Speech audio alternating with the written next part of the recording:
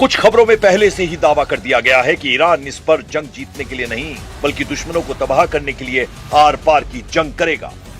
लगभग 3000 बैलिस्टिक मिसाइलें ईरान ने एक ही झटके में हमले के लिए तैयार रखी हैं। अब जरा आप ये जान लीजिए कि ट्रंप ईरान पर हमला करने के लिए पूरे जंगी बेड़े को क्यों उतार रहे हैं।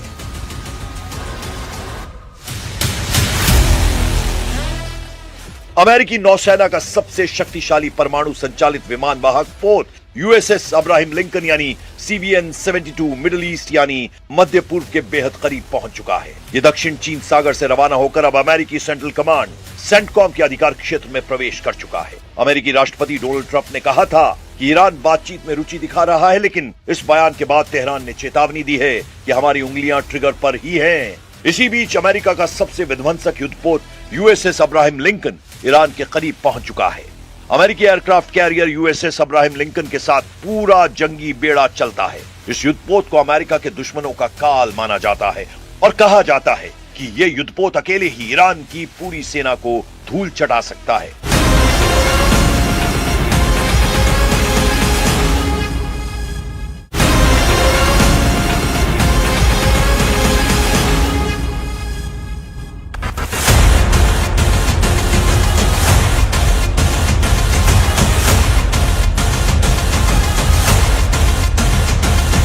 Look at that. It's over. We must continue the strikes. This aggression will not stand. We dismantle their capabilities now.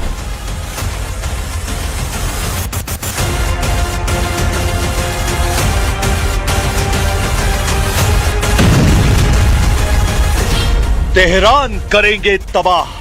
3 घंटे में ब्लूप्रिंट तैयार।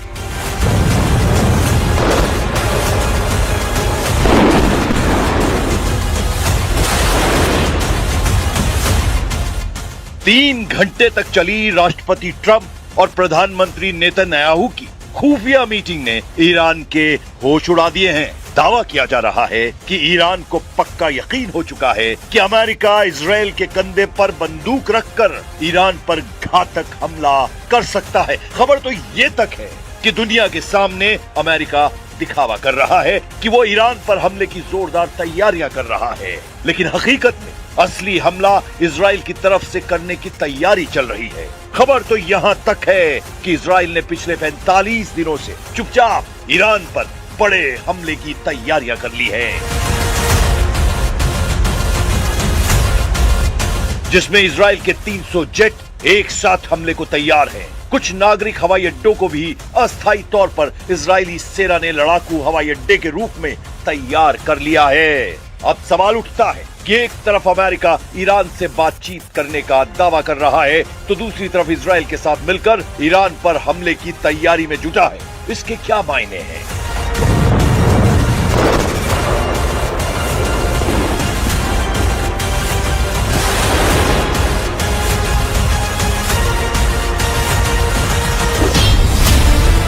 ट्रंप बातचीत करते रहेंगे, नेतन्याहू बारूदी हमला करेंगे।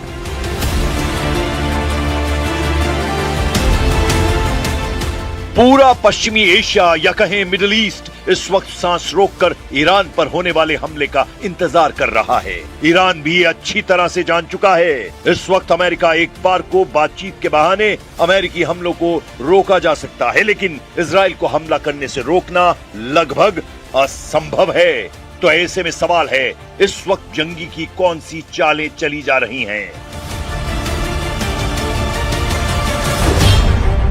ईरान को रौंदने की तैयारी, 20 देशों का वॉर प्लान एक्टिव।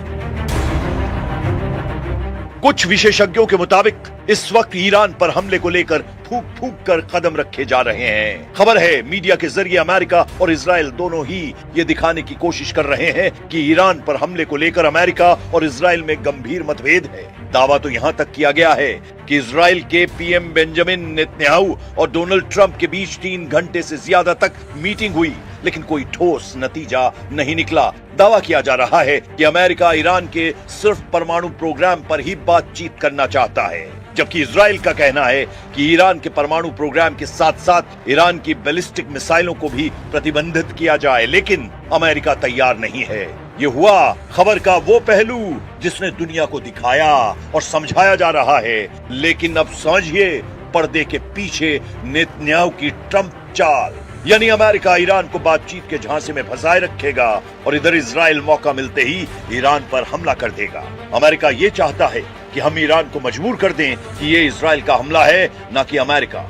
ऐसी स्थिति में अमेरिका पीछे से इजराइल की मदद करता रहेगा और ईरान अपना पूरा फोकस इजराइल पर करेगा। यानी अमेरिका ईरानी वार्ताकारों को यह समझाने की कोशिश में जुटा है कि अमेरिका ईरान पर हमला नहीं करेगा, लेकिन अगर इजराइल ने किया तो वो जिम्मेदार नहीं होगा। इसलिए अमेरिका और इजराइल ने पूरे पश्चिम एशिया या कहें मिडिल ईस्ट में 18 से 20 देशों को ध्यान में रखकर ऐसी जंगी रणनीति बनाई है।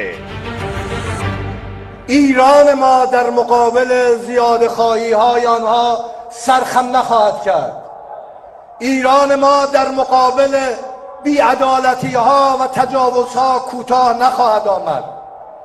ولی ما با تمام قوا در جهت صلح و آرامش در منطقه با کشورهای همسایه در حال گفتگو هستیم.